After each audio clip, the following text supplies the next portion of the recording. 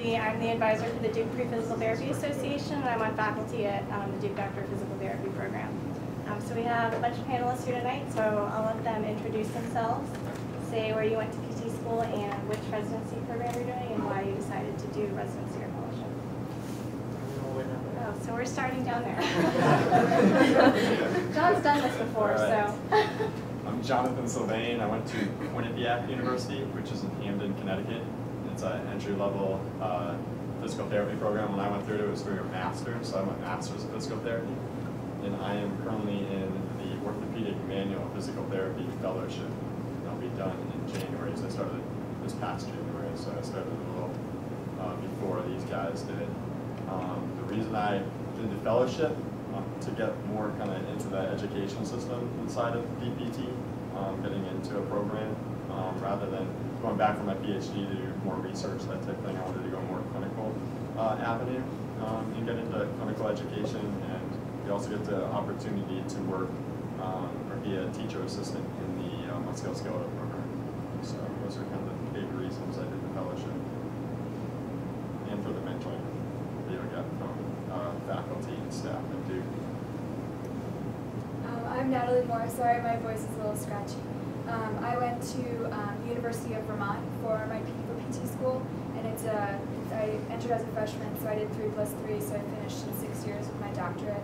I'm the cardiovascular and pulmonary PT resident, and I chose to do cardiopulmonary and do the residency just because I really enjoy it, and I really wanted that in-depth time just doing cardiovascular and pulmonary, and the resources here at Duke are awesome, and being able to teach and do research and do all of that in one place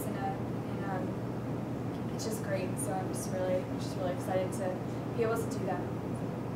My name is Mike Schmidt. I went to PT school here at Duke. I just graduated in May, and I'm the orthopedic resident here. So the reason why I wanted to do a residency was similar to John and Natalie's, just to expand my skills. And after PT school, I didn't feel like I had expert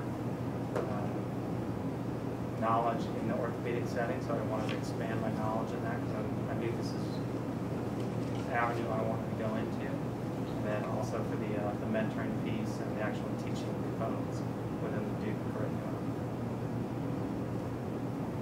I'm Kyle Sella. I'm the sports fellow this year. I graduated from the Army Baylor program. So with that, I did like 7 years of active duty in the Army, and I just got out last May. And so I was looking for what I was going to do next as I got out. And I wanted to go into the sports world, but I'm not an athletic trainer. So I felt like I needed something to kind of get my foot in the door, because most of the trainers kind of have the lockdown on different jobs with universities and sports teams. And again, just having practiced for a few years, I was looking to get some mentorship and to see other clinicians with different backgrounds. Because in the Army, we tend to all be from the same school and kind of have the same treatment patterns. So that's kind of why I chose to go into the fellowship. My name is Brent Ajewski. I'm a Duke sports resident this year. Graduated in May of 2012. I did the residency because I really wanted the structured mentorship. So here we get 4 different mentors for 3 months each, which I thought was kind of unique versus a single mentor for your career, or however, depending on where you end up for your first year. Also really wanted to expand my knowledge as far as sports physical therapy. So you graduate with a very general degree in physical therapy. So I wanted some more knowledge of treating with athletes and getting back to that, getting an athlete from their injury back to the field. So this panel is really for you guys. We'll open the floor for questions now. You can ask them anything you want. What were your undergraduate majors? I'll start this time. So I was a business administrator with a specialty in marketing. Worked for about 5 years and then went back to school to get like my basic sciences, and then went to school in physical therapy. I was also a business administrator. I specialize in management. Then I didn't really do any business type of jobs. I tried sales for about a month, it didn't work for me. And so then I went back to got my prereqs after doing some other odd jobs for a couple years. schools? I have my degree in clinical exercise science, so I graduated from undergrad and went straight to PT school.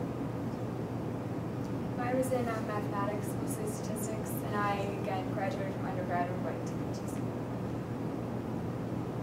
Where I went to school, it was an entry-level program, so you start as a freshman as a PT student, so you get your BS in health and science studies, and then you go on.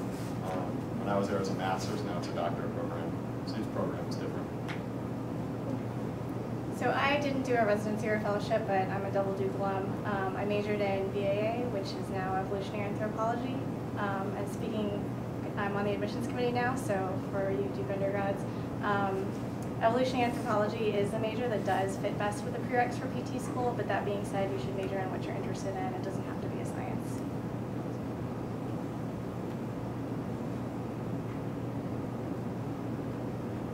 Pat, you have a question? Yeah. What prompted you to pursue the residency? And then also, or when did you know that you wanted to specialize? Sure, I'll go. I was pretty sure, probably going into school, what I wanted to do on the tail end. Tried to keep an open mind throughout it, but basically as I went through my clinical experiences, that was sports was really kind of where my passion was. So that was pretty much an easy decision for me to make. And I feel like, so many of you cross over in so many of the different fields, but sports was really just a good fit for me with my background. So that's how I chose. For me, it was really like a matter of timing. So kind of at this transition point in my career, because I knew I was going to get out of the Army. And just for me and my family, I kind of knew this is like the time I could spend a year. And if I got offered the position to live somewhere we probably wouldn't live, from the West Coast. So it was really a matter of finding the right program and then hopefully getting offered that position and kind of jumped at it. But again, when I was researching different programs, because I was looking at some manual positions as well as sports. This one just kind of stuck out to me, just kind of seemed like a good fit for me, for my background and also where I wanted to go. So. As far as me, my previous experience was all in orthopedics. And so when I came into PT school, I thought I knew I was going to do orthopedics. And then halfway through, I did a neuro rotation, which I actually really enjoyed, and kind of made me a little bit confused about which area I wanted to go into. But then after I did my last orthopedic rotation, I realized this is still the area I want to go into. And going through school, I didn't feel like I had as much information as I should in that specific area, and I wanted to kind of expand on that. And so just knowing all the faculty I do is kind of what made me stay here and do the residency as well, just because I was very familiar with everybody, and I knew I was going to have a good experience as far as the mentorship and continuing to learn. So that's kind of my reasoning. I also knew when I went into PT school, kind of I wanted to do cardiopulm, and then when we had our class, and I really enjoyed it a lot, and then I had a clinical affiliation just on the cardiac and telemetry floor, and I really just kind of fell in love. And even though I had a neuro fill after that, it really just kind of drove home that that's what I really wanted to do. And so I worked for 2 years before I came to the residency, and again, it just kind of solidified that this is what I wanted to do. I wanted to have more focused mentorship and really just pursue, just studying cardiovascular and pulmonary PT. Very similar to what she said. So I knew I wanted to do orthopedics early on.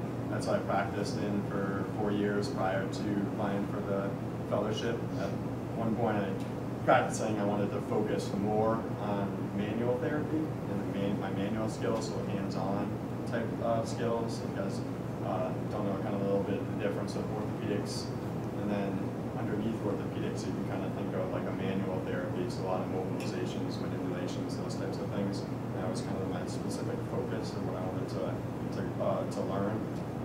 So that's kind of why I ended up in the fellowship. So what's the difference between a residency and a fellowship? That's a good question. So with the residencies and fellowships, so a residency usually is earlier on after graduation. you know, the first, 1 to 3 years, somewhere in there. And fellowships are more focused study in a specific area, such as sports or manual therapy, whereas orthopedics and the sports residency can kind of cover a broad area and kind of bring everything in. And then they prepare you to sit for a specialty board examination that the American Physical Therapy Association has, which certifies you as a specialist in a certain area. So you can become an orthopedic certified specialist, a sports certified specialist. Those are the main ones I know, because that's kind of what I focus on. Totally just left me out.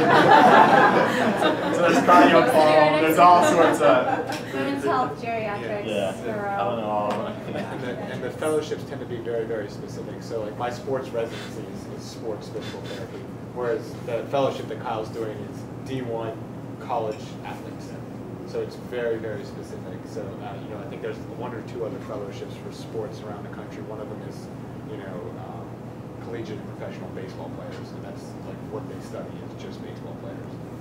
So the fellowship is much more, you know, kind of fine-tuned. Exactly, your target population is more defined versus athletes, which is the sports residency. It's much more focused on one area. So it does follow the medical model in that sense. For physical therapy, residencies and fellowships are optional and not mandatory. You can still sit for those certification exams without going through a residency or a fellowship. But typically, there's more experience that's required for a fellowship versus a residency. Okay, so going back a few years before they're choosing a residency, fellowships, asking things that are more relevant to us. What is there anything you guys wish you knew when you were applying / like about to go into physical therapy school that you now know and wish you knew beforehand?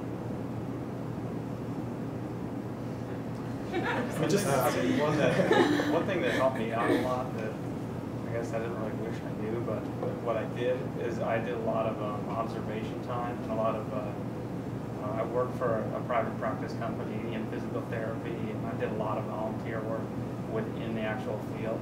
And I think that really helped me out a lot as far as going into class and talking about different topics related to rehab. And I was able to have firsthand knowledge of that just because I did a lot of observation hours and I worked in the environment. So I think that's something that really helped me out a lot. Doing like observation hours in like different places, so not just like outpatient ortho or doing like some inpatient if you want, or some like pediatrics or neuro, whatever it is you have accessible. I mean, you guys are lucky that in this area you can hit on everything, and really all you have to do is just find that one contact person to email. And I think a lot of us, I mean, if you could email us, and we have a lot of contacts if you want to, you know, observe at a certain place, and I think that that's really how you can just know that you're making the right choice, and you know, you're seeing everything that PT has to offer, because it's not just outpatient ortho. There's a million other things that kind of fall under the umbrella. So. I think that makes your application stronger too. You've taken the time to get observation hours in different settings, but they know that you know the whole, like how deep of a field it can be. It's a lot of different variety of settings. Physical therapy, a lot of people aren't aware of. Now, I would say even going even more broad, not just in physical therapy, but if you're interested in the health science field, just to kind of observe as much as you can, especially being in a Duke, knowing the access that you have to a lot of different services is excellent. So it's something else to look into. You know, if you're interested in the health science field, I mean, definitely if you're interested in therapy, you know, you should take advantage of that, but also any other field that you're interested in is a great opportunity to take advantage of.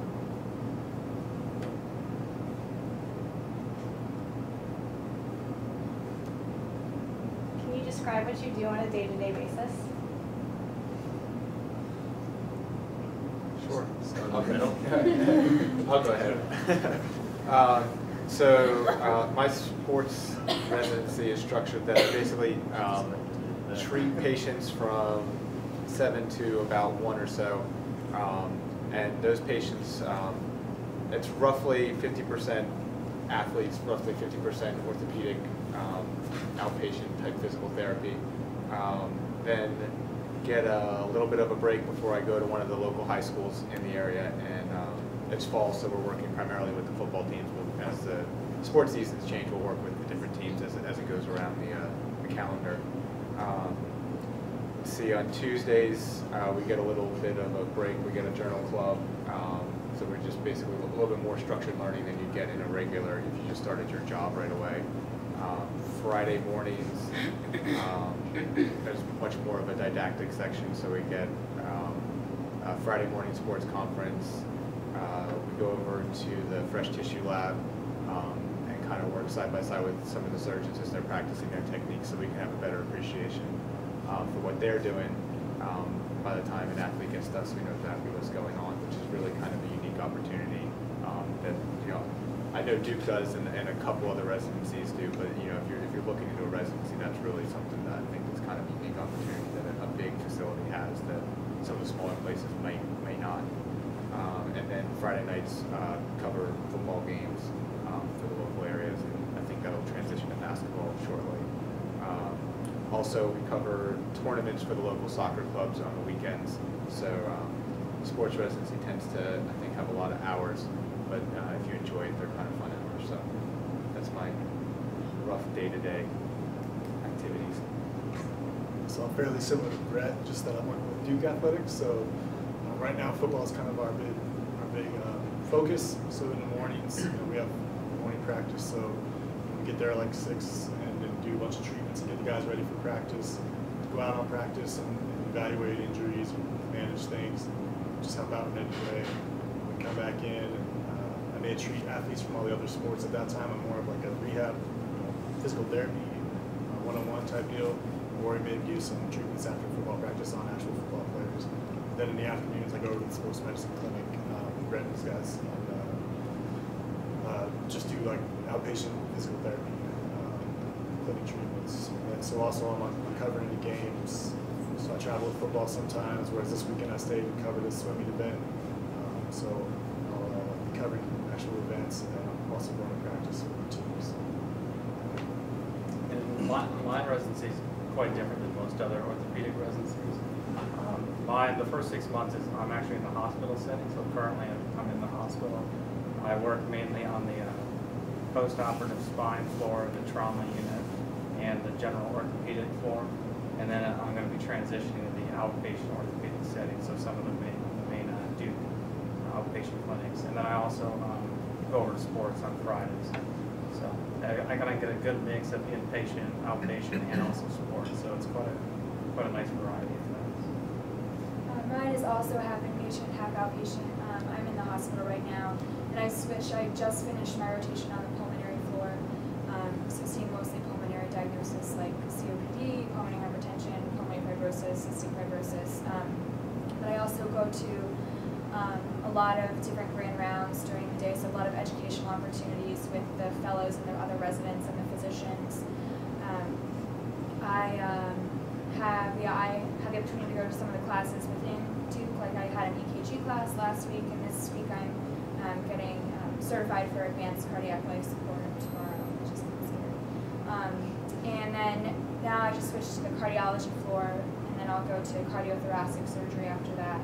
And then I'll switch over to the Center for Living, which is the outpatient facility where they do a lot of pulmonary rehab for patients going pre and post transplant. And then there's also a heart failure clinic over there. So I see a lot of things. I am in Duke South, Clinic 1E, and the week's kind of varied. Like there's Mondays, I'll kind of break it down real quickly. Monday I'm in clinic all day.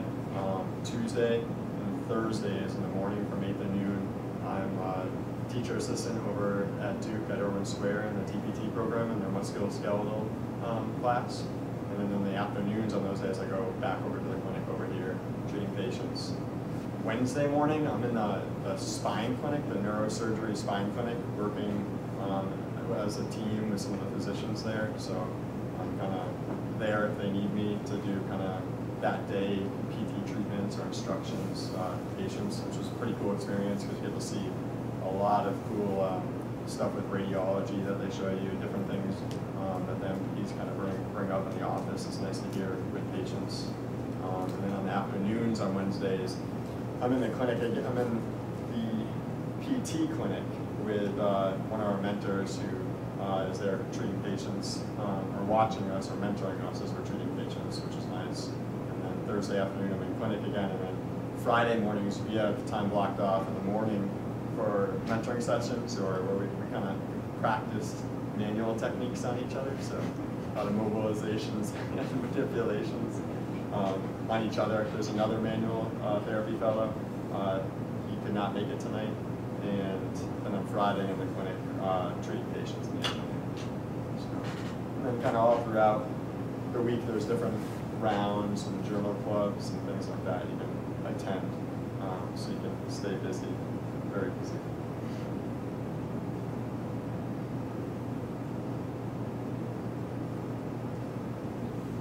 Is the application process for becoming a resident or fellow quite competitive? Yeah, it's pretty competitive. I think the sports residency had close to 30 applicants, and there were 2 people that they accepted. So it's pretty competitive. I don't know how many fellows they have, but I'm sure it's a lot as well. But yeah, they're pretty competitive. But you get, I guess, 3 years. I mean, if you know you want to do it right out of school, you get 3 years to get prepared for it. Make your best case. I'd say it depends on the program too. So there's a lot of different programs out there for residencies and fellowships, and some of them are university-based, such as Duke's. So you're part of the health system at Duke. And there's a lot of residencies and fellowships that are not connected to universities. So they might be part of a big hospital system, or they might be part of a private practice. There's a credentialing program that you have to go through the APTA, the developer program, but it doesn't have to be at a university or a setting like that. So there's a lot of different settings that you could be in.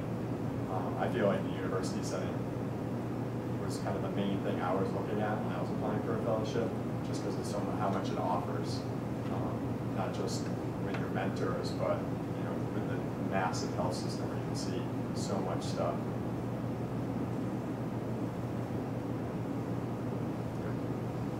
What's the structure of physical therapy school? So like before the residency and fellowship, like is it structured by year, or is it just like all classes or clinical? So that varies by school. However, most schools now, it's a doctorate in physical therapy. I think that's almost universal now. And most schools are leaning towards more of your classroom type stuff for the first 2 years, and then a year of clinical experience for your 3rd year, and that's kind of the way that most of them are trending. It's a big, broad brush to answer your question. Yeah, I'd say it depends on the program. So the program I went through is different than how Duke's is set up, how they do classes for 2 years and go out in clinicals. You start the professional component kind of as a junior, because it's an entry-level program, and then you kind of continue to go through it. And on some of your summer breaks or some other semesters, you go for your clinical affiliation. So it's not all at the end, but you do have a big chunk at the end. Okay? So you have some clinical affiliations throughout. And Duke has a similar thing with the STEPS program, where you're going into the clinic at times. I don't know as much about that. You guys have explained what that is. Yeah, so basically, Duke's program, you're peppered with 1 week a semester throughout your first 2 years, where you get to go out and see what it's like to be a physical therapist, so you're not stuck in classroom mode all the time. You get to kind of, get a little experience treating patients, but also kind of remind you what you got into everything, of course, so you get that experience with the patients. So of everything in education that you learn, whether it's through volunteer, through classes, what do you think is the most important part of all that just helps you apply that to actually helping people? Like what's helping us in terms of all the education? I know I use anatomy and physiology a lot, and that's really like the basis for I think everything that we do. And then it's just getting that hands-on time and practicing with your interactions with patients, and then on top of everything, I think with those 2 main things, everything else kind of just falls into place. If you know what the anatomy looks like, then you kind of have an idea about your body, your kinematics and your structure and function, and what muscles you're looking at, or what you're affecting, or so if there's or what's going on, what pathology is going on, and then being able to use that knowledge, but be able to explain it to the patient and interact that way. I think really helps. I definitely agree with that. Just knowing your anatomy, and you can, there might be an established way to treat somebody, but if you kind of know what you're doing, and then, like she said, know it's develop, also you're trying to approach, you can make up your own type of. The reason for that, I mean, the reason for knowing that is providing patient education. And that's probably one of the biggest things that I feel I do, and if you ask them, a lot of them say they do throughout the day, is educating our patients on what's occurring with their body and how they can make that better, how they can make it worse, and other things that can help them. Is probably the biggest thing, and I think I spend the most time on patient education. So being able to get across the different patient populations what the goal of therapy is, but also keeping in mind what their goal is with coming to therapy, because it's not just what we're telling them, it's, you know, a collaborative thing that with the patient and the therapist, and it's a lot of that same kind of medical model in a lot of professions now with doctors and all that. So I'd say the biggest thing is patient education and being able to talk with a diverse patient population. Is that something you get taught in class, or do you learn as you go? A little bit of both. So I mean, part of class is actually you know, learning how to be an educator and talk to somebody one-on-one. We had a whole class on interviewing patients.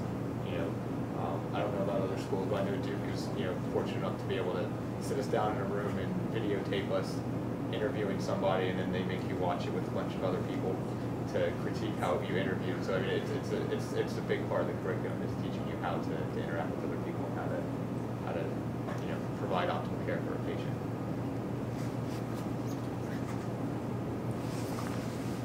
And you gain a lot of that experience too with your internships and the time you spend like on your internships with your mentors and stuff like that. So yeah, it's kind of incorporates as well.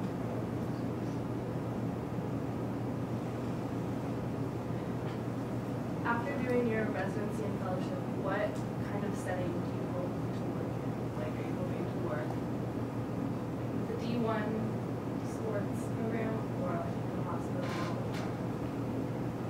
For me, part of the fellowship itself is just kind of me trying to figure out exactly where I want to be too. So I love working with athletes in sport, and I like having a broad spectrum of different athletes. So that's kind of where I might lean towards universities, because I can see athletes from all different variety of sports. Whereas some guys are just want to do football or whatever. So I'm still kind of figuring it out myself. And then part of me also is really considering maybe doing my own thing too, going into practice. So just hoping to kind of see what opportunities are presented with this fellowship. Not directly where I go. I do think the fellowship, and in particular sports, I mean, I'm a board-certified sports therapist too, so our previous sports fellows have done a lot of cool things. One worked with Cirque du Soleil, one worked with the Chicago Bears, one went back into the Army. But X Games, Doug is now he's helping at a school in Georgia. yeah, well, he was at the X Games for Oh yeah, the X Games. previous summers, yeah. That's not his full-time gig though. No, he just put on the side. And as far as what I want to do, my goal is there to actually do the manual fellowship program after this, and then possibly get into to probably stay in the area and do more with the teaching components and doing clinic time as well as other teaching time experience as well. So that's my ultimate goal out of this. I think I'm not really sure, but I know that I definitely want to do some teaching and more research, and maybe do some more outpatient stuff on the side, working with CHF patients. But I'm not sure. We'll kind of see what happens. So mine is help probably. Right now I'm on track to stay at Duke for a little bit and continue working at Duke's outpatient sports medicine. Definitely consider doing the sports fellowship at some point, or the manual fellowship down the road. And again, I don't think anybody said this, and correct me if I'm wrong, but I think all of us, when we asked why we did the residency, I think it really comes down to providing your patients with the best care that you can. And that's one of the things I think that I feel that you get out of the residency. So that for me, kind of broadening my skills, particularly manual skills. We get in sports medicine, but not like you would doing a fellowship in So that's another thing that I consider doing down the road a little bit. Yeah, mine was more going kind of the education route. So I want to be in a clinic and doing probably some clinical type education, so working with students and then also be in the classroom is my main goal. And a lot of the manual fellows, it's just that the sports fellows have done a lot of great things. There's a lot of manual fellows prior to me that are at different universities throughout the country working on further post-professional degrees. So some are at University of Florida, University of Colorado. One is a professor in Indiana. I don't recall what university, but she works in, she's a musculoskeletal professor.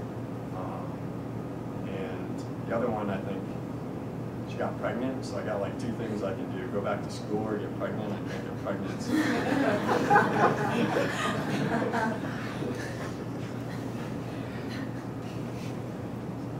Yeah, that wouldn't go back to school.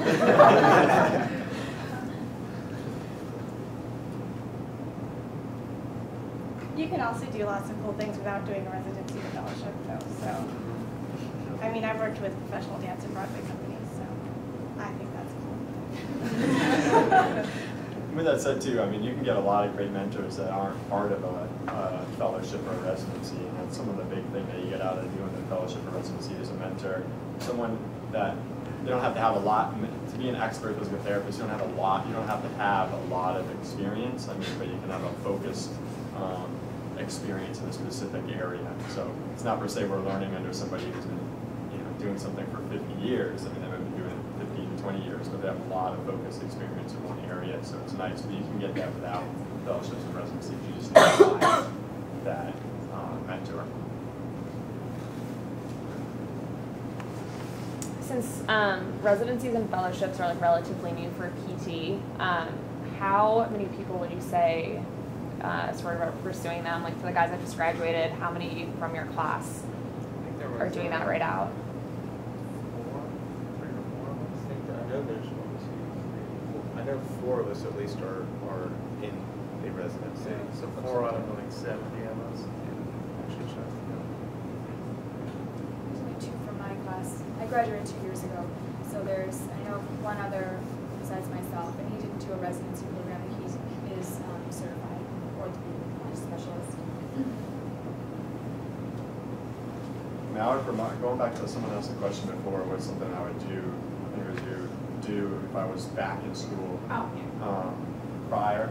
If I knew I wanted to do orthopedics and that's all I wanted to focus on, I think I would definitely, as these guys have gone upon graduating, I've gone more towards a residency right away rather than working. Not that working and getting experience with orthopedics is bad, but knowing that that's what I wanted to do, looking back, I kind of would have went in that direction. So if you have a focused area you want to go into, it's a great way to get a lot of exposure to things.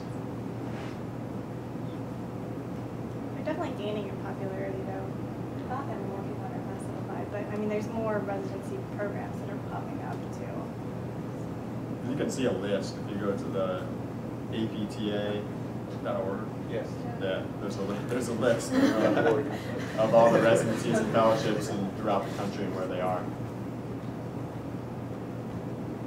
I mean, there's a couple panelists who aren't able to make it tonight, but we have a lot of residencies at Duke too. So we have a women's health residency, pediatrics also, Duke has all of them, right? and geriatrics actually. We have neuro yet.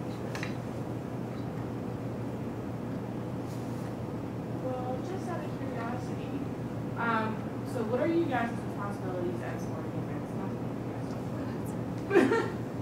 Like, I know I saw you at the swim meet. Like, what are your responsibilities at a sporting events? Like, I just be standing. I don't know what you're Swimming usually. It's the first time I've ever done a swim meet. I think we're talking about that.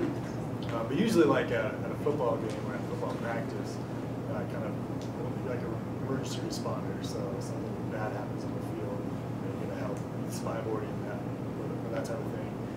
Or at practice, someone just gets their knee hit. It's hurting, so we evaluate it real quick. Does this guy need to go get x-rays, or does this guy need to shake it off and keep practicing, or do we need to take him up to the treatment room real quick and take a better look at it? So that's kind of our responsibility, and we work within a big team, right? So there's athletic trainers, there's physical therapists, there's team physicians. So you're part of this big team that's taking care of that team. And just kind of one component of it, you got to kind of find your niche, where you fit in, and use your skills to best fit that team. So whereas swimming, I didn't do a whole lot, thankfully. In other sports, from on land, do a little.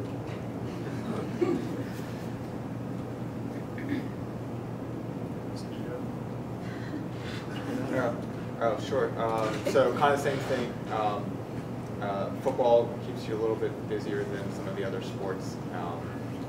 I work with some of the soccer clubs as well. I think I mentioned that. We actually cover some of their practices, and there we're there primarily to triage any injuries that occur. I also have an interest in like strength and conditioning type stuff, so I'll usually run a couple of circuits for the coaches and let the coaches kind of more focus on coaching soccer, and I'm kind of taking a little bit of the conditioning the athletes off of their hands. But that's kind of in addition to, I don't know if that would fall under general physical therapy or not, or kind of using the sports and the strength and conditioning together to kind of be able to do that.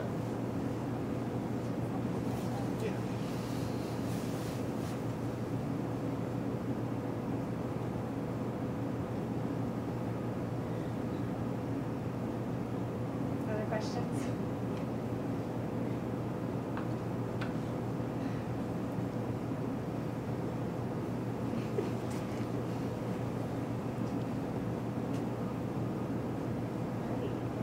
Any closing thoughts for you guys? Words of wisdom? Words of wisdom for people to find.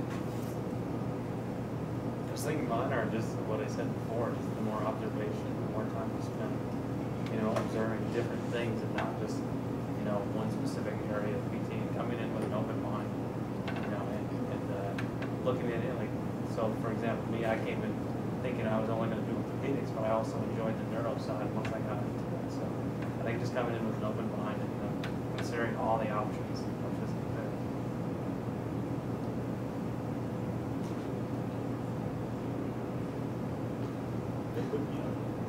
Look at a wide variety of different programs. When you're looking to apply to different schools, there's lots of programs that kind of have their kind of niche on the type of therapists they create.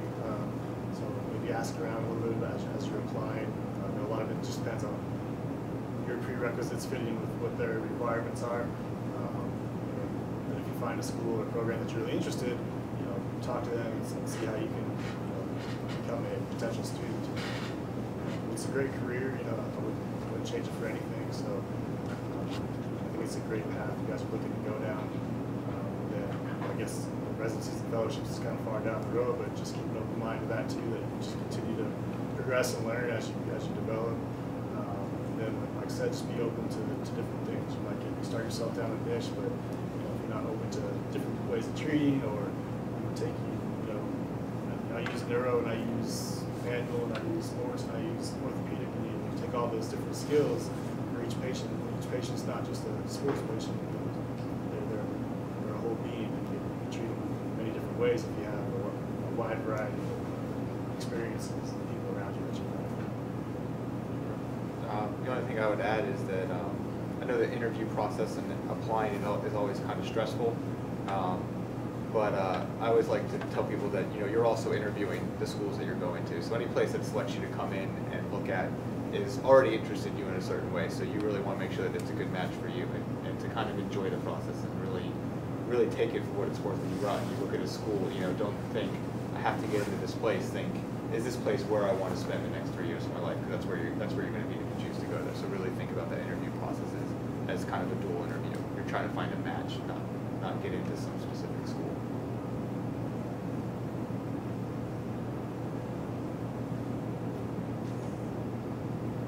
Any other questions? Anything else you want your constituents to know? No. Alrighty, well, thank you for coming. I think they may stick around if there's something you want to ask them.